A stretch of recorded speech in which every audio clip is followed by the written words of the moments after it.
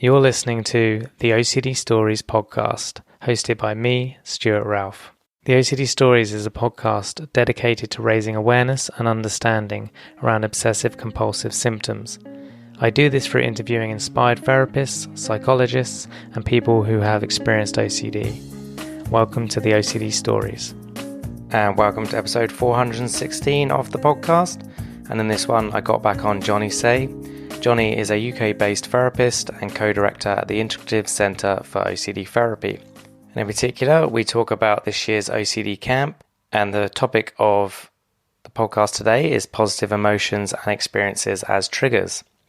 We discuss Jonny's personal experiences with this, perfectionism of experience, shame around positive emotions and experiences, therapy around this issue. He gives theme examples.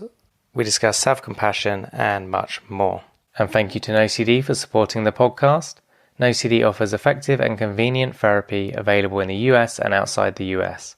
To find out more about NoCD, their therapy plans, if they currently take your insurance, or to download their free app, head to go.treatmyocd.com/the OCD stories, or the link will be in the episode description. Thank you to all of our patrons for supporting our work. To sign up to our Patreon and to check out the other benefits you'll receive as a patron, please see the link in the show notes. So thank you to Jonny for his time. I deeply appreciate it. And of course, thank you to you guys for listening. As always, it means a lot. And without further ado, here is Jonny. Welcome back to the podcast, Jonny. Thanks, Stu. It's great to be here again. Yeah, it's good to have you on. And I guess before we get into today's topic, it'd be good just for us to briefly talk about the OCD Camp, just out of interest, but for also those who are in the UK. You don't need to be a British citizen, just a resident of the UK. So the camp is something I've run since 2018. You've been involved in the last two camps, and obviously now we're running the camp through our own OCD Centre instead of through the podcast. It's now owned by the centre, and we're running it together. Applications are open and they close on the 25th of Jan. So if interested, head to Integrative Centre for OCD.co.uk, and the link will be in the show notes. And you can check out the camp and how to apply and all of that. But I guess, you know, people have heard me talk about it a bit before. But from your experience now, having done it for 2 years, like what you think of the camp, and obviously we're trying to sell it a bit here, but just your honest experience.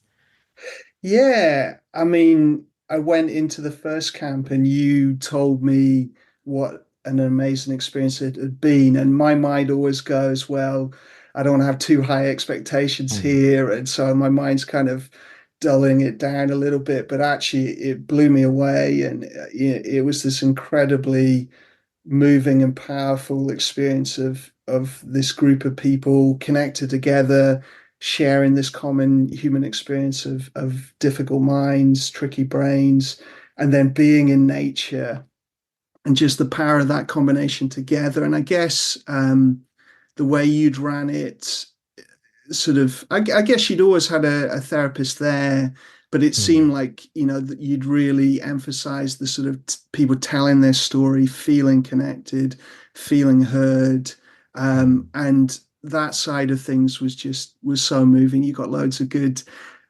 exercises, which I won't give any spoilers for anyone who might attend, but lots of powerful experiential exercises to open everyone up to sharing. But then actually, you know, on the last camp as well, quite a lot of active therapeutic work, right? We saw some real heroicism, people facing very intense OCD episodes and being incredibly triggered and working really hard and courageously to move through that. And that stayed with me. And actually I shared some of those experiences with clients that's then rippled out to motivate them and inspire them. And so, I'd say that shared experience, everyone connecting, storytelling, nature, but then also it's a great place to work on OCD recovery for sure.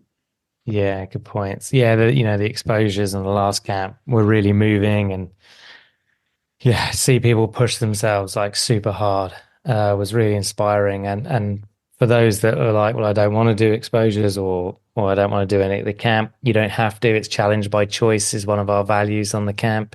You decide whether you do any or not. The main part of the camp is what Jonny was saying about connecting with others, sharing stories, having fun, building a community, Yeah. and all of that's super moving too. That's stuff you wouldn't necessarily get in a weekly therapy with your No, no, therapist. no. So yeah, and obviously I learned it from Pete Weiss and Travis. Well, I learned off Pete, but Travis was the co-founder in the States. They've been doing it for 15 plus years. Travis and Pete have stopped the camp this year after like Mhm. 15 plus years.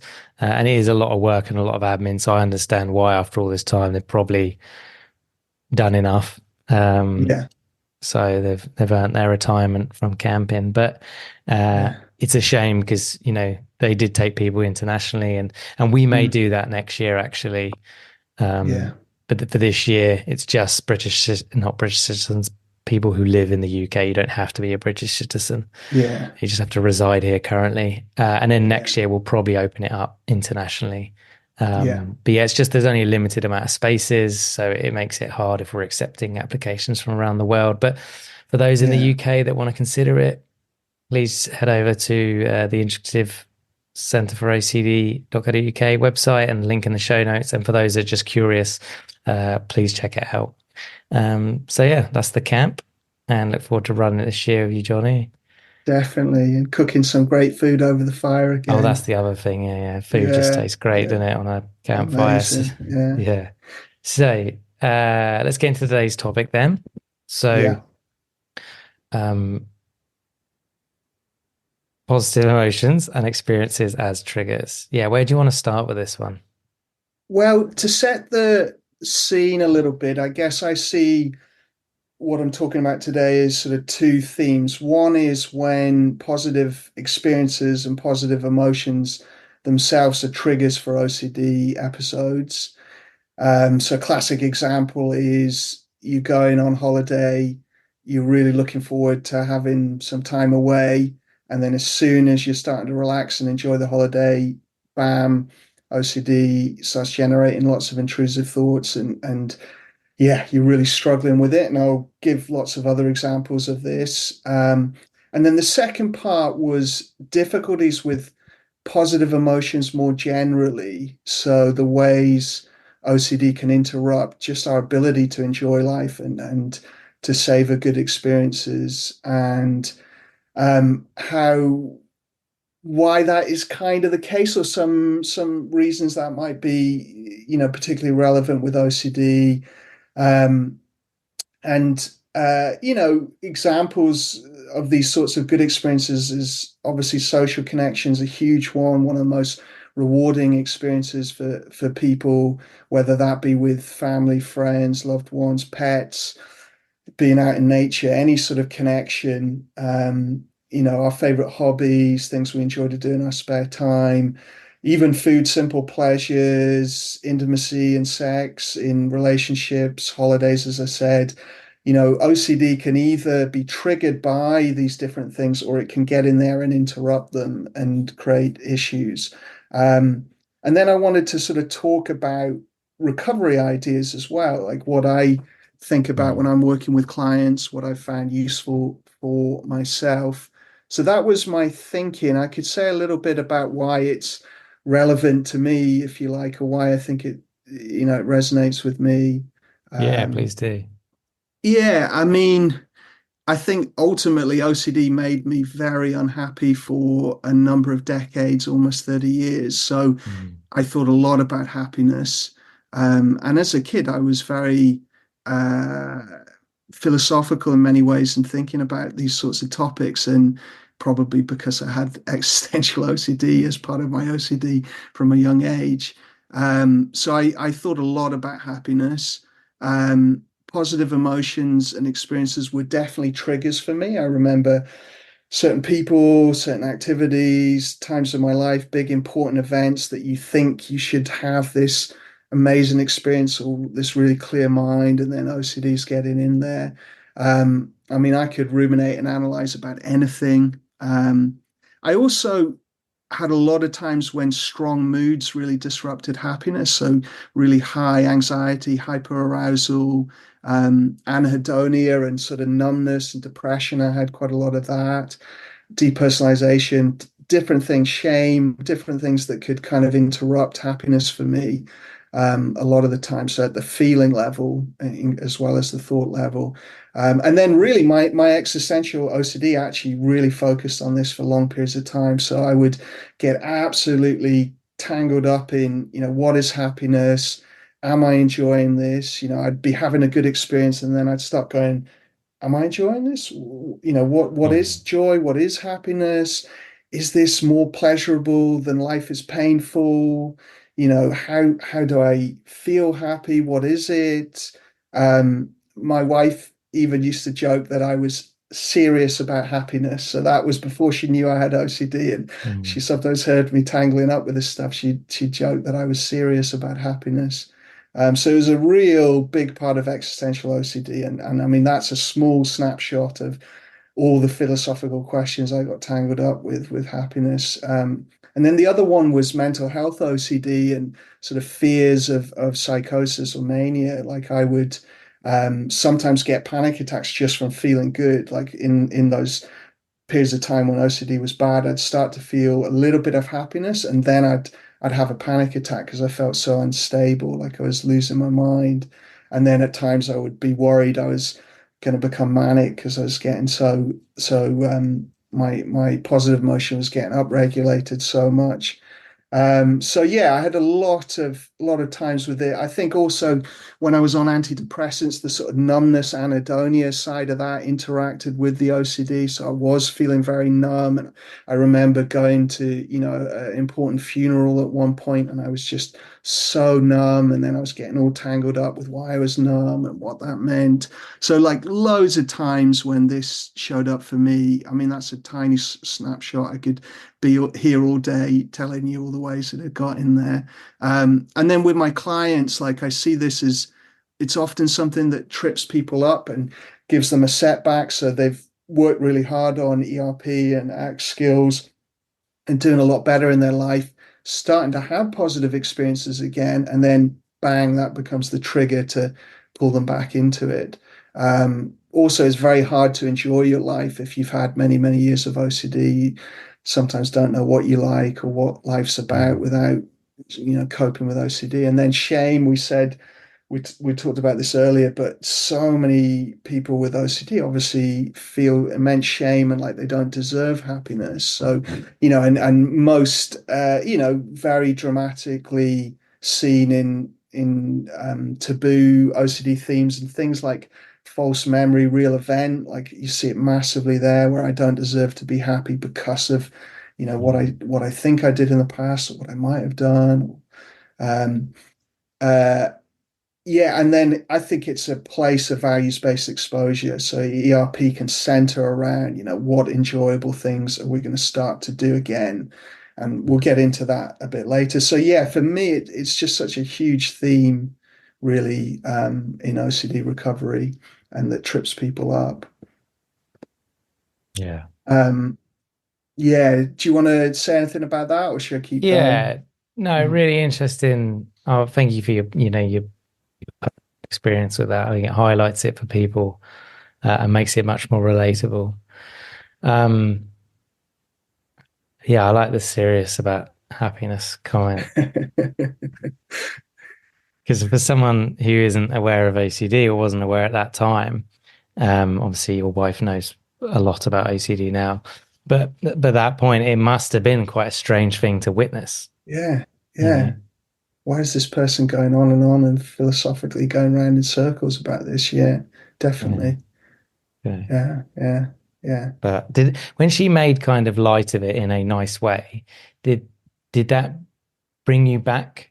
I don't want to say back down to earth, but you know what I mean. Did it Mm, ground mm, you, mm. or did it not help? Not even cut through the noise? Think Like, later I could laugh at that with her. And obviously, a lot of the time it's very hard to laugh at OCD, yeah, and you probably can't. But with that particular one, later I did see the funny side of mm, it. But at the time, I was just so depressed that like, Yeah. nothing. I mean, I was almost felt unreachable. I was so Mm. disconnected from her at that point and everyone else that it was just sort of like, amusing. But, I mean, she had no idea that this was an OCD presentation, so she wasn't just sort of taking the taking the mick out of my OCD. Yeah. It was Yeah. out She of was a none the wiser. bizarre analytical, kind of focus on something that in her mind, it's just you just enjoy stuff. Why are you asking any questions? Yeah. Just enjoy it. But for me, I couldn't do that at that point. Mm. So yeah, I mean, some examples that I was thinking of just to show like how it could show up in different themes. Could be, you're feeling connected and joyful with some friends or someone that you're close to, and then you just start getting bombarded with intrusive thoughts of wanting to harm them or inappropriately have sex with them or something like that. So that would be, taboo theme around connection where this might show up. I said the holidays, but an example, and I actually had this myself. You're really excited, really looking forward to a holiday, and as soon as you get there, you can't get your mind off your breathing, and just the whole time you're focused on the breath or some other somatosensory focus. Um, other ones, you achieve a deadline, you feel satisfied, you feel like, yeah, I've done this piece of work, about to submit it, and then you think, I've got to have the right thought as I submit this, otherwise it's gonna so magical thinking's disrupting, enjoying Mm. achievement. Existential, as I said, was a big one for me. So you're feeling happy in nature, and then suddenly you start thinking, what's the point in life? Am I really happy? Is there more Mm. pain than happiness? Um, big life events is one. People have kids or get married or, some sort of big life transition and start just obsessing about, whatever OCD theme it might be. In the example, I thought about moral scrupulosity, like whether you're a good person and all you want to do is just enjoy this thing that, this life event. And then, yeah, I said with the real event one, someone is going to meet their friends, to have a Mm. nice social time, and then suddenly their mind goes, you can't enjoy this because of what you did in the past. Yeah. Um, and there's loads of examples. I mean, you could take any OCD theme, it shows up with them, but just to sort of bring it to life a little bit. Um, yeah, I mean, I was thinking a little bit about why, this comes up so much.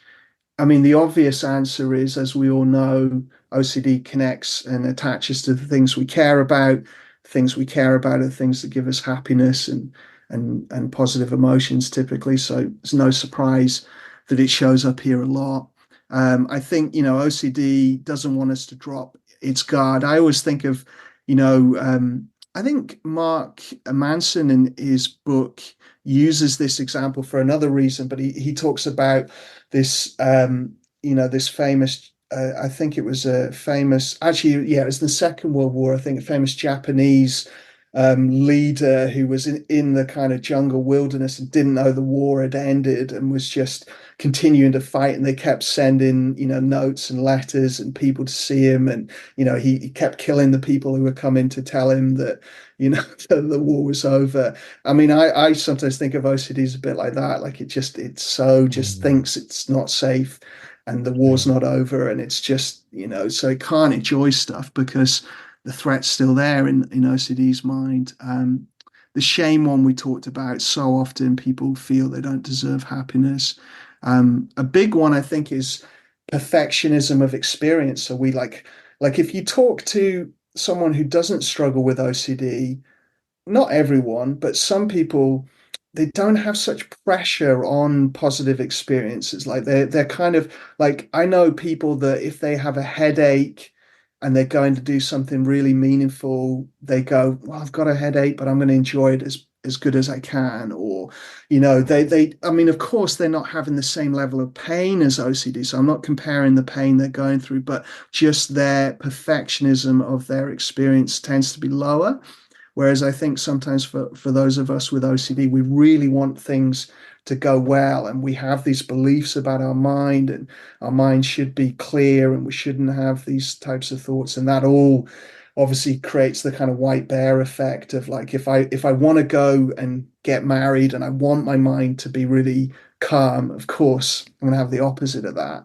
Whereas if I go into it going, it's going to be a stressful day, and I'm probably, one person's going to get angry and frustrated, another's going to get anxious, and another person's going to get OCD. Okay, that's going to Mm. be a healthier way of going into it. Like, how can I use my skills in that experience rather than expect there to be no symptoms showing up? So that sort of perfectionism of experience, I think, really sets us up to have the white bear effect and get more thoughts like that. Um, again, I want to be careful with that one. I'm not saying, a headache is the same as OCD, but it's just Mm. you see this double whammy almost with people with OCD, that they have higher pain. So I'm using that metaphor of pain and suffering. So pain is the primary um, pain, and then suffering is the reaction and the struggle with it. Well, those of us with OCD, we often have much higher pain, but we also have higher struggle Mm. than, so it's a self-amplifying thing. It makes everything worse. And that's why if you can get that struggle down with your skills, then actually the pain, you might have more pain, but you're not adding all that stuff on top of it with perfectionism of Mm. experience. Does that make sense, that It one? does. It does. Yeah.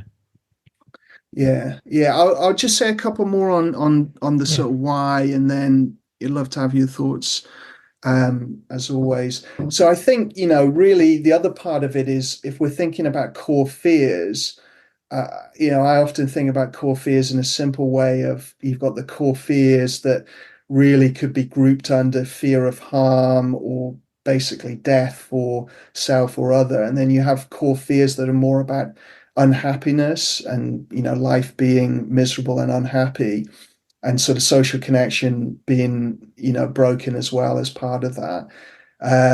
And so, yeah, if we have a core fear of unhappiness, no wonder it shows up around anything that could be happy and we want to make us happy. Um, Mm.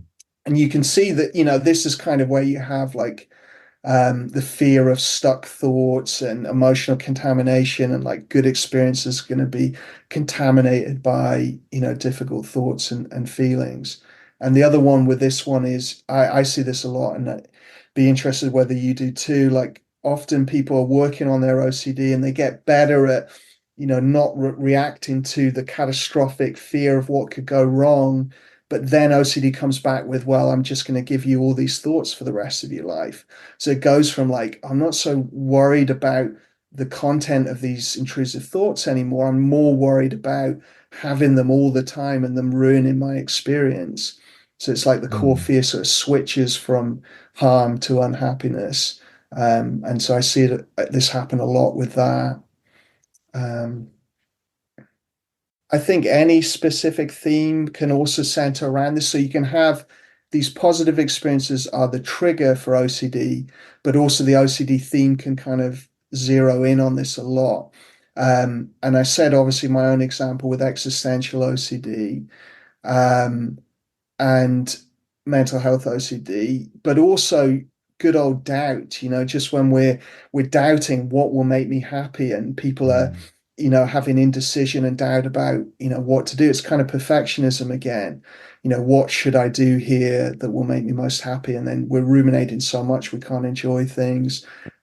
Moral scrupulosity, I can't be happy if others aren't. My own happiness isn't as important as the people around me. I think somatosensory is all about this. This sensation is ruining my happiness and positive experiences. Shame, as you were saying again there, with all the taboo themes, but all OCD. I mean, you can see shame come up very strongly in any OCD theme. I certainly have. But definitely the taboo stuff. I don't deserve to be happy. I can't be Mm. happy with these awful thoughts in my head. The sort of accidental harm, contamination checking, magical thinking is it's often, well, the world is too dangerous to enjoy. Like, there's such a high level of risk here. How can I enjoy anything? Just so like things have to be right to be happy. Our OCD, well, so much about this topic, right? Have to figure this out to be happy. And our OCD extending into friendships and family. I've been seeing that more and more with people where it's like the same kind of ROCD Mhm. mechanism and compulsion, but it's more targeting on friends and friendship and family. And obviously that's so much about happiness. And then meta OCD, kind of OCD about recovery, where if I don't get this all right, then I'm going to be unhappy. And so I've got to get this figured out and get this all right and figure out any uncertainty in ERP or ACT or any other recovery method. So yeah, I think it can show up in and others as well. Compulsion wise, well, I mean, I think you've had maybe I think Stephen Phillipson talked about the different emotions and Mhm. just the idea about if we analyze anything, we start to not know what we feel, and basically the thing with emotions is in some ways is to leave them alone, really. But yeah, there's so much kind of threat monitoring and checking what we feel, and there can be the compulsion of like um, also kind of checking and monitoring positive feelings and then starting to worry, the kind of mental compulsion of worry. Oh, what if I get an intrusive thought now? So it interacts the kind of monitoring of what we're feeling and then the rumination interact together in different ways.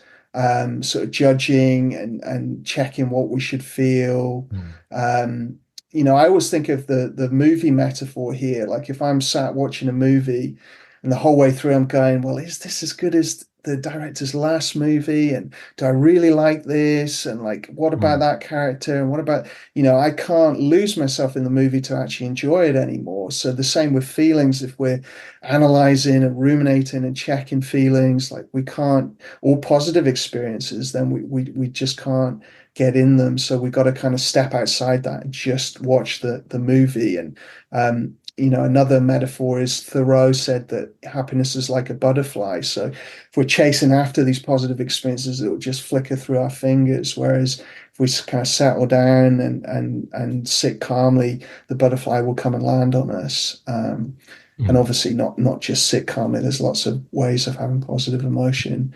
Um, I think sometimes we're doing so much mental compulsion that we lose insight and then we start to believe the OCD, or the OCD flips from going, what if this is true, to this is true. And then we start playing out in our imagination as if it's true. And then it makes us miserable and just, basically causes depression. And we sort of lose positive emotion because of that. Um, Self-attack and punishment as a compulsion. You see that quite a lot, right? When shame is high. And physical compulsions too. I won't be happy unless I do all my rituals and get them all right. And then that takes so much time. And then I'm late Mm. for the positive experience. And then I'm feeling bad to my friends. And, these sorts of examples. Or we're so used to getting the kind of dopamine hit of doing the physical compulsion right that we're not actually used to getting reward from other things anymore. It's all about the OCD, and managing that behavior becomes the main sort of reward, even if it's fleeting, doesn't last, and diminishes as over time. So yeah, did you have something about the compulsion side of it? I did, but you answered it. It was sort of around emotion monitoring or threat monitoring, Yeah, checking our yeah, body for emotions and how we're feeling. And obviously the more you do that, the less likely you are to be happy anyway. yeah, Um, yeah, but then also I think another compulsion like being avoidance and like yeah, just definitely. completely avoiding the world because one, maybe I don't deserve the feeling is I don't deserve to be happy, or happiness is a trigger for all my worries and obsessions. So if I avoid the world, I'm not going to feel happy and therefore not be triggered. Um, Exactly. that sort of just complete shutdown. Um, Yeah, exactly. and then you said something earlier about relationship OCD, like you seeing it with your clients, like with their friends and family, and I'm pretty Mm, sure in the original research and literature, it was looking at relationship OCD as the relationship with, it's just, well, relationship OCD is OCD around relationships, not just Yeah, romantic. It could be your relationship to makes God, sense. which is different to Yeah, religious OCD. It could be your relationship with a friend, a parent, the therapist, pet. even pet. Mm, Exactly. But again, this is where we slice and dice themes, but they're all in some ways yeah, overlapping, and yeah, because it's really the processes. Um, yeah, exactly. Yeah. but yeah, I thought it was interesting that you said that. Um, Mm, mm, mm. yeah, I think maybe just covering shame a bit. Yeah, Just anything you want to say on that a bit more. yeah, definitely. Um, well, I mean, I think the shame barriers are very similar to self-compassion barriers. In fact, you could say that enjoying and savoring life is part of self-compassion. Many Mm, of the books and the works on it do include that savoring and gratitude and positive experiences as an act of self-compassion. And I think that there's sort of different barriers there. I mean, the sort of shame, guilt, and inner critic barriers, as we said before, a big one is just that I don't deserve happiness because of either my intrusive thoughts or because of the false memory, real event stuff it's saying, or because the impact of OCD, what it's doing in my life on other people. So I'm making everyone miserable by my OCD, so I don't deserve happiness. So there's this sort of I don't deserve it one. Um, you know, in a less, in a more perfectionistic, high striving one, it's a weakness, it's an indulgence. I don't have time to be happy. I've got mm, to be achieving things and doing the next thing. It's not quite shame, but it's a barrier that's similar to self-compassion. mm, It's unfamiliar. Actually, I've been so stuck in OCD all my life that I mm, just haven't had a lot of time to learn to upregulate positive emotions, really allow them to be felt and connected with. It triggers pain. You said earlier, like the positive experiences actually are the trigger, so let's avoid them all because of mm, that. And then here it could trigger the sort of grief and shame from our attachment history, from trauma history, things like that. And that kind of it leads me a little bit into history and kind of epigenetic vulnerability, which I think is relevant here. I think that it's not obviously not the case that everyone struggling with this would always have difficulties in attachment. But certainly, happiness and happiness set points have an epigenetic component. So we all have an epigenetic happiness set point that we sort of return to after either highs or lows.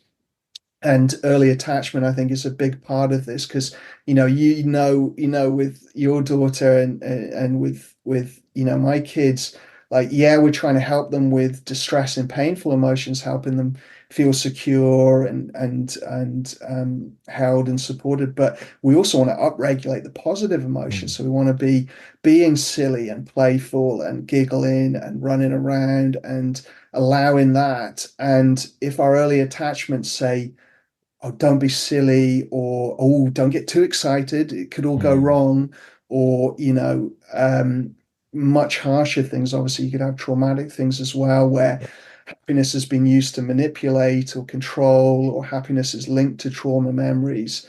Then we just don't ever learn to really enjoy and settle into Mm, positive emotions. And they can be just shamed or over controlled as well. Like maybe the parent isn't, doing anything too critical, but they're just very controlling. So we don't get a mm, sense of our own enjoyment and fun. And of course, this is also school experiences, bullying, poverty and systemic issues. If I'm struggling with survival, then I don't have time for happiness. And certainly there's a level of wealth we need to be above to otherwise we're just so focused on survival. Um, yeah, and I think just have sometimes people won't have had those difficulties in attachment, but they've just had OCD from such a young age that they just haven't had much time to enjoy and learn that. So I think shame can be very much like I'm bad for the thoughts, for the false memory, real event, for the impact OCD is having for being weak and having mental health difficulties. We can have shame for that sort of stuff, or there's shame in our history, in our attachment history, trauma history, things like that's being activated here. Yeah, really good point on attachment. Um, yeah, especially the up regulation bit. Um, yeah, so I mean, yeah, we thinking about attachment, and that's how the brain's been wired. Um, is it worth us getting on to therapy and how you work with this? And it's, Yeah, there were just like one other thing that I yeah, go for it. wanted to cover before that was just, I mean, there's a piece around beliefs here, like having Mm, unworkable beliefs about, intrusive thoughts mean I can't enjoy life, or, mm, some of the ones we've named, but also unworkable beliefs that everyone else is happy all the time, and that's fed by social media, obviously, and modern culture. Um, that I can't have mixed feelings. I can't love something, but also feel anger and other, mm, difficult mixed emotions. So, often people with OCD have quite unworkable beliefs around thoughts and feelings and experiences here that get in the mix. So you can identify, I mean, we'll get on to sort of therapy, but identifying those can be helpful. And then the only other one I wanted to say was just this area where negative feelings are so strong that it's just hard to have positive, or we might not have any positive emotion. So the hyper mm, arousal of being triggered by OCD all the time, you just where's the room for happiness if your heart is pounding all yeah. day and your stomach's in knots and you're dizzy and sweating and whatever else, and you're startled and in that kind of hyper arousal state. Also, if you're Mm, numb and you're anhedonic and you're lacking positive emotions, well, there by the very nature, you're not feeling any positive emotions, which is the most bizarre thing, which I've experienced for long periods of time, and it is a very odd place to be. Psychological pain, we're just having this internal sense of pain, much like physical pain. It's is activating some of the same centers, and it's hard to, feel joy when you feel that. mm, Confusion as well, like just, doubt and confusion. I don't really know what I'm feeling. Shame, which we talked about quite a bit, but then dissociation, depersonalization, derealization. I mean, you can feel so disconnected. It's very hard to feel anything positive, you know. So, and then the main one as well is obviously comorbid depression, and that could be where depression is part of our compulsions, really, and we're ruminating in a depressive way as part of our compulsions, or it could be just, we've had OCD so long, we're also depressed, and then the very nature of depression is we're going to have anhedonia, we're going to have psychological pain, we're going to have lack of motivation to, go and do positive things, going to feel disconnected, we're going to feel hopeless about a sort of happy future and so on. So, I think mm. there's a whole load of stuff where depression blocks this, and obviously we'll get into sort of, ideas for working with that. And yeah, there's so many areas here, really. I don't know if you wanted to say anything on this, but yeah, these strong, difficult emotions just making it hard to feel happiness and pleasure and other good emotions. Yeah, I think the only thing I would want to add is if one of my clients was in that place, obviously working with them to try and get them out of it, but kind of what you're already saying, but highlighting that go easy on yourself, that you can't feel these positive things right now. For these reasons, your brain is doing this, and Yeah, that's what it's doing. And it's almost like acceptance of that's where you're at, and to not yeah, expect too much or beat yourself up for not feeling positive or yeah, comfortable emotions right now. Because yeah, obviously, I guess if you beat yourself up, you're adding to the struggle, to the suffering, and that's causing more yeah, negative emotions. yeah, you're re-triggering more stress and more Mm, threat and adding in, yeah, more difficulty, more logs to that fire. yeah. Um, and the excessive self-focus of depression, we get so self-focused on this stuff again, it disrupts the natural flow of emotion. And and we start avoiding things that did make us happy, and then we're so depressed it's hard to start doing them again, and before you know it, you're in these kind of downward spirals, which really make everything worse. And obviously, the more serious the depression, the more, we really need some help with that first, probably before we Mm, can even engage in ERP. But from an app perspective, it's all the same. And certainly, I found a lot of benefit from learning to do the same things I'd done with OCD and anxiety with depressive thoughts. So I had, one episode when I was working, on all these skills and recovery, and I got really, much more comfortable with anxiety, and was able to have any kind of anxious thought and not, react with compulsions in the same way. And then I suddenly got hit with very depressive stuff, really hopeless, really, really depressive thoughts. And it really took me aback. And it was very hard at first to apply what I've been doing with OCD and anxiety. But then, I realized there was only two options here. Either go with this, and it's going to pull me into the pit of despair, and I was feeling suicidal, or let's try and do the same thing with this and work the same skills. mm, And actually, when I made that commitment and really relentlessly worked on this, it wasn't long before the acceptance was high of the numbness and anhedonia and psychological pain. And then my focus came back. I went from not being able to read or really focus on anything. Like I would try and watch a film and I'd just be so triggered, or be trying to read and I'd just be reading the same sentence over and over again, just not able to take it in. And I went mm, from that to sort of quite quickly being able to re-engage with stuff again. Just sort of using skills. And then, one of the recovery ideas, related to this one is, I always say in the beginning, if you're struggling with this kind of stuff, don't worry about happiness. Just practice attention, practice focus, and we can mm, always do that, even when we're very depressed. I mean, I'm sure there are high levels of depression where well, I've worked with people like this where you need someone to help you to do it. You can't do it on your own, but you can always notice what your mind's doing and refocus on something you value and work that muscle, over and over again. And mm, the attention will come back a bit like an injured muscle. Through this process, it will rebuild and get strong again. And then if we get attention back, happiness comes. mm, What do people always say about positive experiences? It's like I was in the moment, I was deeply connected, I was focused, or I was in a flow state and I was really engaged and really in something. So I always sort of work with people in that place to get the attention back, get diffusion from these depressive thoughts, get acceptance of the difficult feelings, and then get engagement and focus trained. And we have to train a lot. I had to train it all day long for me when I was in that place. mm, Gentle relentlessness, as I like to say, just over and over, working that muscle. And I'd have a bad day, then I'd have a good day, then I'd have a bad day, and then I'd have a good day. And it is a roller coaster. But if we can hold the line and keep doing that, you build something that's so helpful.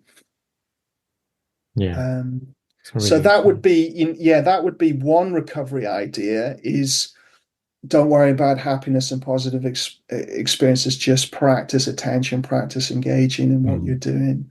Um, uh, a big Well, one is oh, sorry, just yeah, quickly on that, like happiness slaps you around the face when you're being present, right? It's yeah, not something yeah, you can force or chase because you'll never catch yeah, it. It yeah, comes when you're engaged in life in the here and now, doing something you want or is meaningful to you or is engaging or when I yeah, think about for me today, the moments of happiness I've experienced was I was doing with clients today, and when I was playful with my clients, when it was um, right to do so, yeah, uh, I was feeling happy because that's when I'm yeah, happy. One of the times I'm happiest is when I'm playful with people.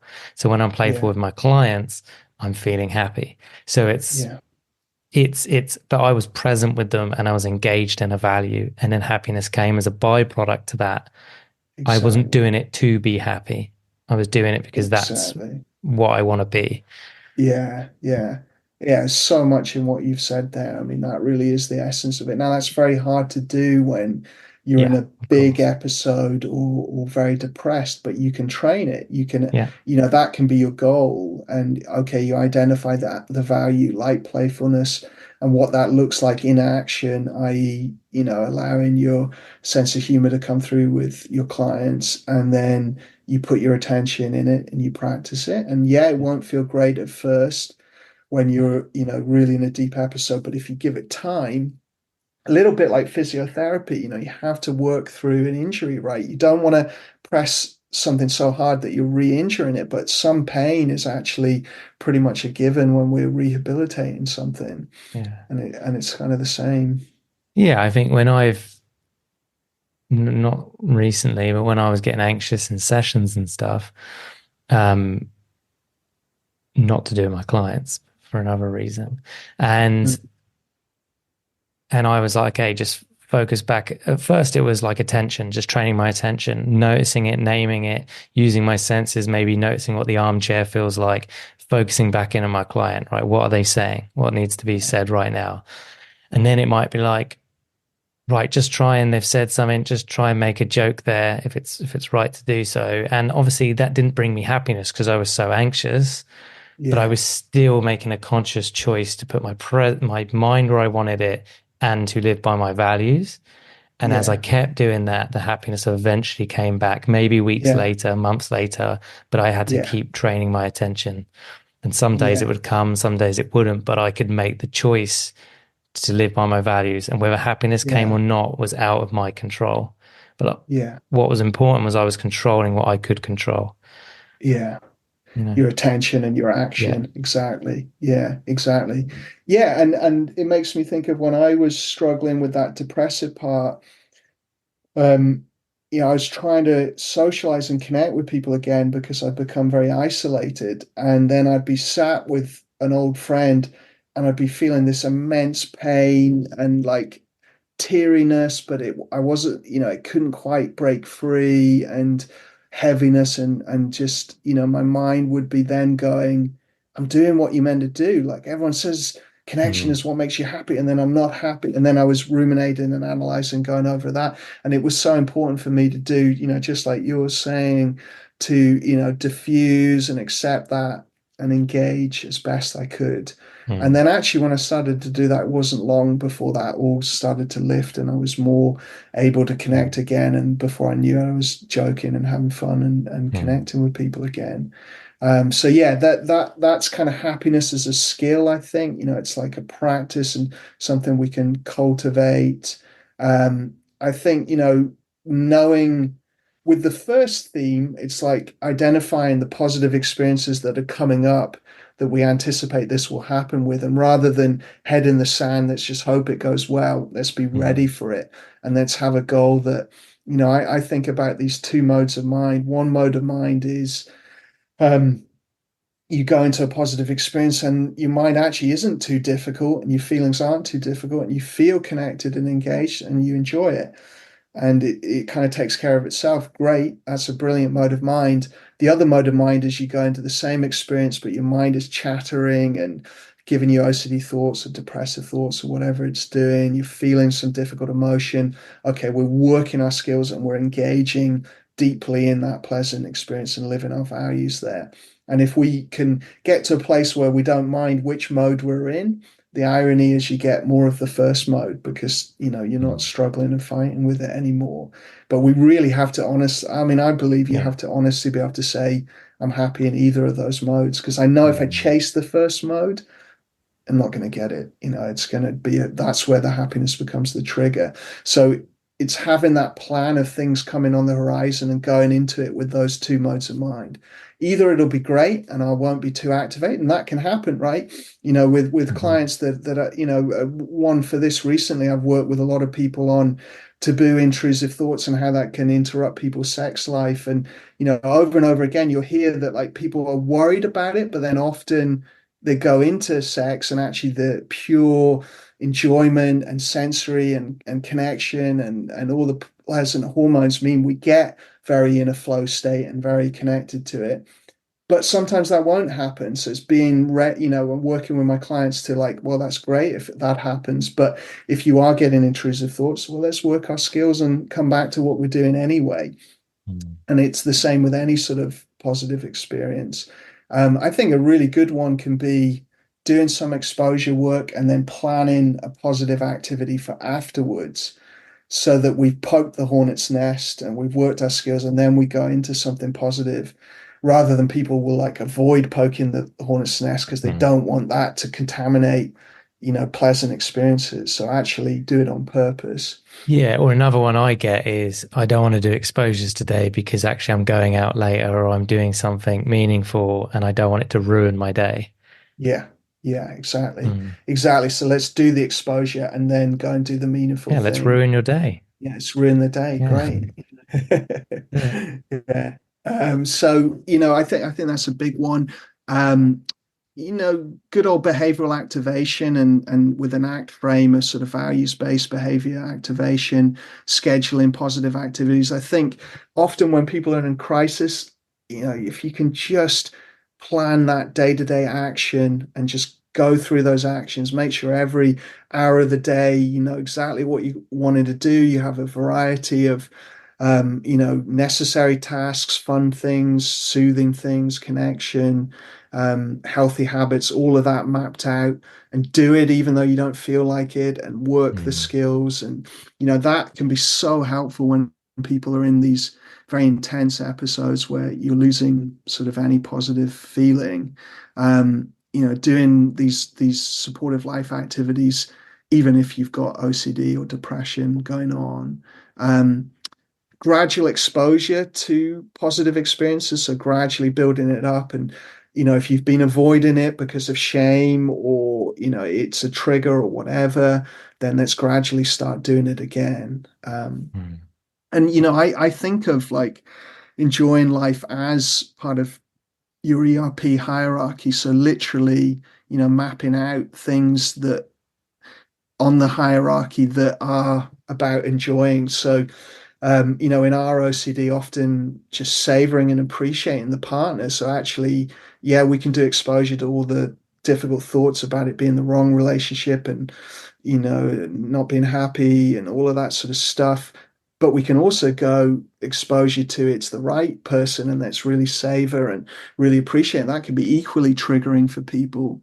Um, and you can combine them. You can do exposure to the difficult stuff and then exposure to the savoring and appreciating and enjoying them. Of course, we've got to watch for any thought, we're going to make sure the function isn't thought replacement or anything like that. Mm. But it's about values and connection to what's meaningful. Playing with your kids or pets if you have POCD or harm, listing out these positive activities that are often triggering and doing them more. With the false memory real event, well, can I treat myself as if I deserve happiness, even if I don't believe it, and get the mental compulsions down? So, really work on the mental compulsions that are making me all confused about this stuff, and then treat myself like I would a good friend there. Uh, and really, in the work that I do, there's a lot. There's this sort of sequence of getting present. That's level one.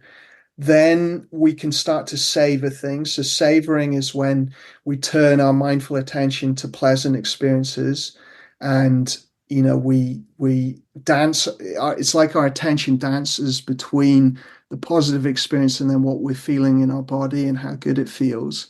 And you can use self-talk as well. If you notice yourself in a pleasant experience, you're often saying, "Oh, this is great. I'm really enjoying this." You're actually sub-vocalizing that to yourself, so you can do that kind of thing. Then there's gratitude. So can we go into appreciating life and the good stuff and practice and train gratitude? And then I think flow when we're actually deeply absorbed in something. So flow is different to savoring. Savoring, there's a sense of me, and I kind of know I'm having a good time. Flow, Mm. is a spectrum, but at the deeper level, I've lost myself. And actually, in the moment of flow, I'm not having positive experience. I'm not having anything. I'm just absorbed and deeply in it. But when I come out of it, then I feel good. I feel like Hmm. that was really rewarding.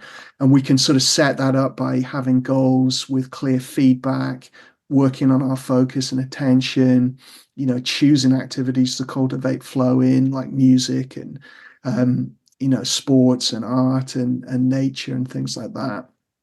And then the acceptance skills from ACT, we have to apply them to positive experiences. So we often talk about accepting anxiety. So I'm not struggling and fighting and amplifying it. And the same with depression, the same with positive emotions. Can I, accept and make room to allow this positive emotion to rise and fall and come and go without grasping it or, Hmm. trying to monitor it or track it.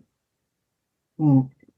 So I would say there's some of the initial ideas. I've got some others as well, but yeah, Yeah, that's all really interesting. I don't really have much to add to that other than I know you got more ideas, but I think one thing I do want us to cover is maybe thinking about sort of compassion and compassion focused therapy yeah, specifically for the shame portion of this yeah, around I don't deserve to be happy because I have these horrible thoughts or because I'm such yeah, a bad person or because I've got real event OCD and yeah, yeah. yeah. Yeah, I think it's a really important point, and it is one of the things. So, the other area here really was Mm, resistance, or what I've called secondary spikes when we talked about it before, where we get resistance here, and shame is a resistance. It is, we try and treat ourselves with kindness and do something enjoyable, and then the mind resists that and says, "You don't deserve this."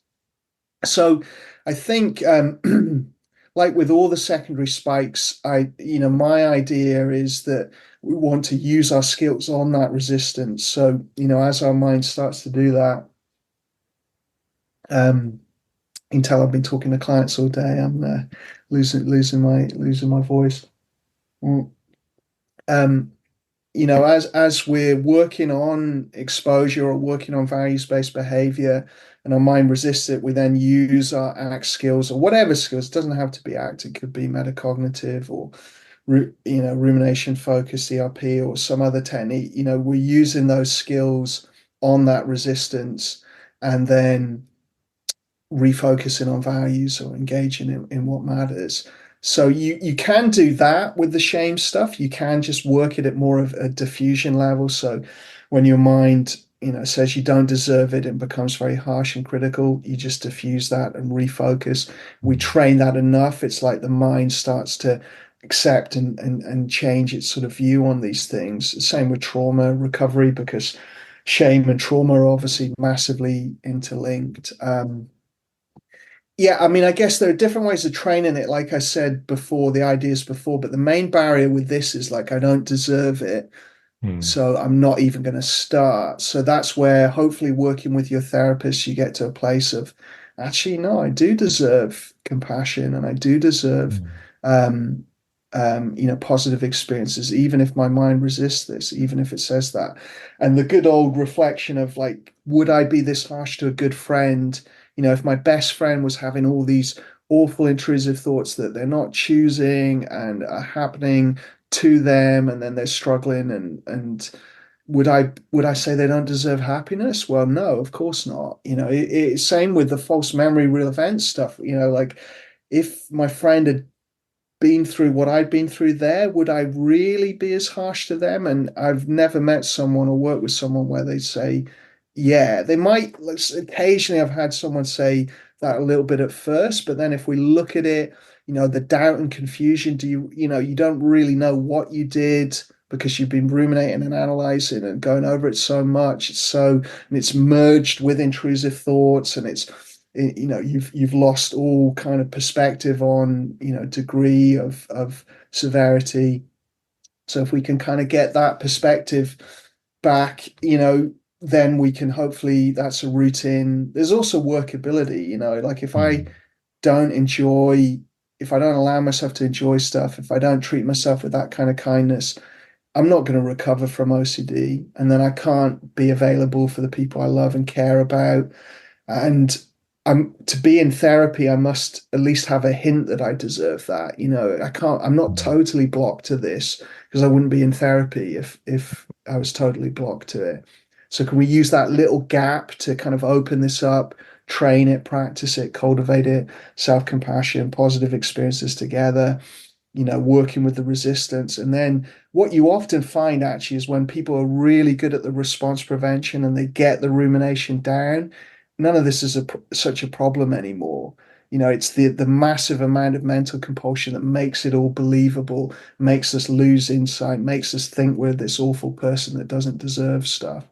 So, if we can get that down through skill practice, then I've found Mm. it'll open up to, well, of course I deserve compassion. Everyone does, leaving aside extreme cases and things. Mhm. And that's a philosophical question that I don't want to get into because, people have different opinions on whether everyone deserves this sort of stuff. But, Mm. even with that, I would say, it's a little bit like those people are addicts. They're addicted to that sort of behavior, and that's not happiness. So if you wish them happiness, you're not wishing them to hurt more people. You're wishing them to recover from their addiction, start treating people with kindness, which is the ultimate happiness, right?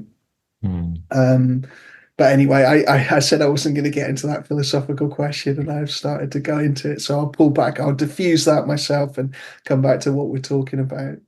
So yeah, the shame.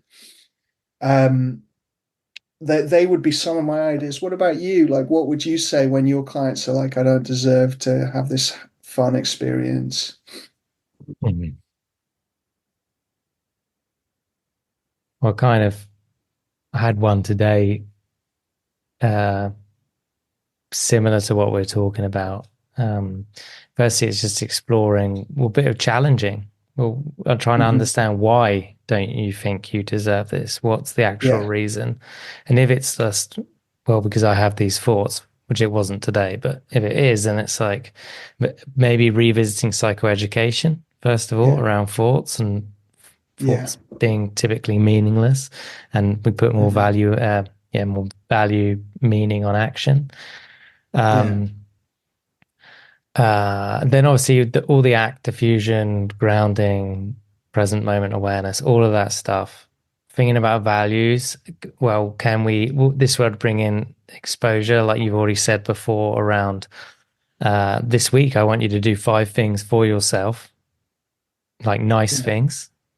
And yeah, as you do it, try and savor those things. And that's the exposure because it's going to be yeah, uncomfortable for them. I don't deserve to have this nice candlelit hot bath, for example, or I don't yeah, deserve to go shopping or whatever it is.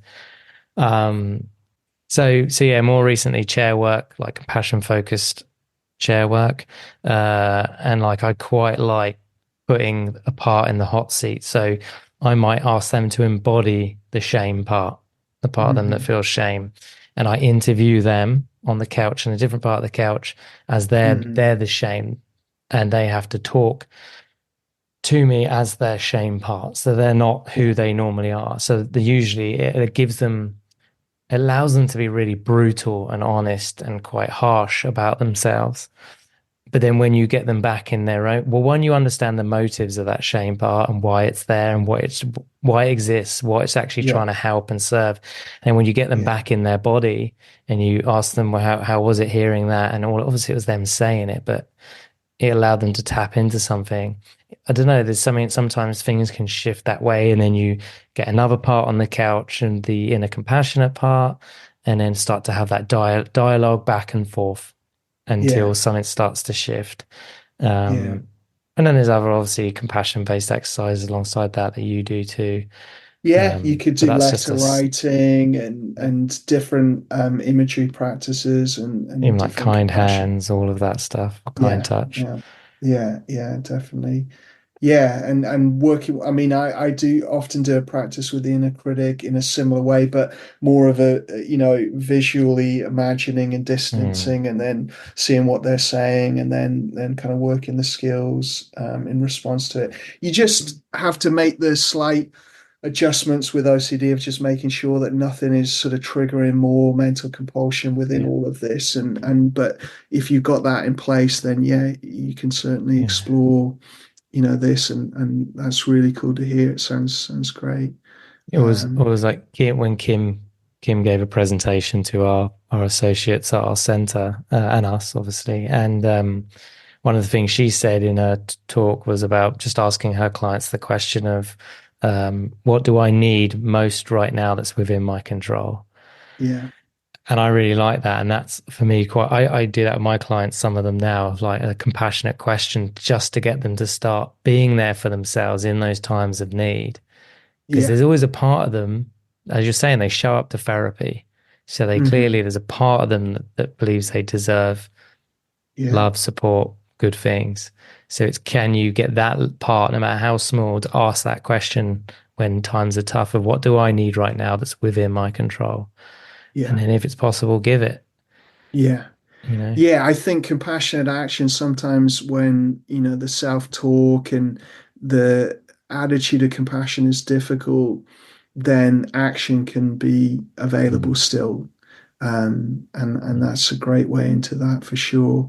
But it's using these different skills together because the power is using the mindful, perspective on thoughts and feelings together with compassion, using those things together. Otherwise, if we just go straight to the compassion, we can have, or savoring and gratitude, we can have too much resistance from our mind and it just gets Mm. swamped with it. So we've got to have that ability to feel stable and grounded and have a detached observer position on that sort of stuff.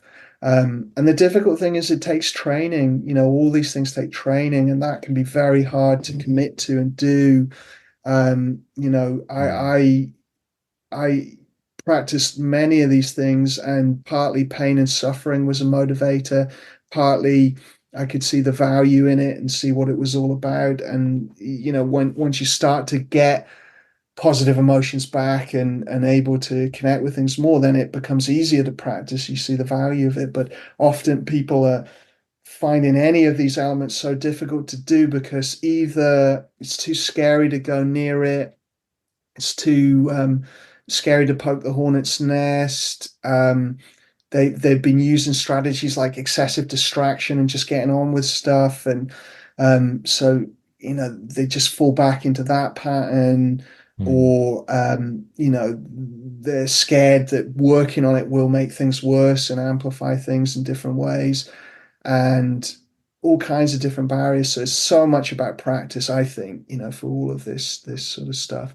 And so working with how those barriers are coming up, and sometimes you have to just be doing stuff in session together long enough till that kind of sparks the flame that then carries on outside a session. Um, and I think it's the same for this stuff as well. I mean, I do also like some of the relational stuff that we both explored here as well, FAP and then attachment approaches. Because if we think, over and over again, people report connection and attachment is, this hugely fulfilling part of life. I mean, in most of the studies, it's the biggest source of happiness for a large chunk of people. Probably Mm. not everyone, but almost everyone. And so for us to look at that too, alongside this, how am I relating to others? FAP has these behaviors that are either disconnecting us or connecting us, and trying to identify the things we can do to connect us more, and do that with our therapist and then do that outside, in the world, and attachment as well. Attachment is a big part of compassion focused therapy. So, sort of going through our history there and maybe working on traumas and difficulties, and then learning to connect and attach to people. And yeah, I mean, I think this is huge. It continues to be a huge area for me, and Mm. often not, in my own practice, my own self practice, but also with clients, like learning how we can connect more deeply with those around us. So I think that's a big part Mm. of this as Yeah. well that I would do. Um, Yeah, I agree with that. Um, well, look, we're towards the end. So, is there anything else you wish you could have said or shared today? no, I think that's the key ideas. I've got quite a lot again on my YouTube channel, on the Jonny Say Therapy channel, around happiness, positive emotions, savoring practices, gratitude practices, quite a lot of them with OCD in mind. So I would certainly encourage people to explore that. My OCD skills playlist there, it has some of these ideas later on in the playlist. So, that's a place to explore and practice this. And ideas from positive psychology as well, alongside CFT on this sort of stuff. Um, yeah, and making a practice, setting yourself, what's that thing I can savor today? What's that? How can I make gratitude work for me? Is it like, do I want to write it down, or do I just want to reflect on it? That kind of finding a practice here, really. That's the only other thing. Yeah. Nice. I like it. Good way to end. Well, look, thank you for coming on and talking about this topic. I'm sure people will appreciate it and enjoy it. Great. Well, really good to talk about it with you, Stu, and to enjoy this time together. There you go. Thank you for listening to this week's podcast. And thank you to our Patreons who helped make this episode possible. And if you would like to find out more about Patreon and the rewards and benefits, then there will be a link in the episode description. If you enjoy the OCD Stories podcast and would like to support us with a one-time tip/donation, please go to theocdstories.com/support. All tips, no matter how large or small, are greatly appreciated. Please subscribe and rate the show wherever you listen to the podcast. And thank you to NoCD for supporting our work.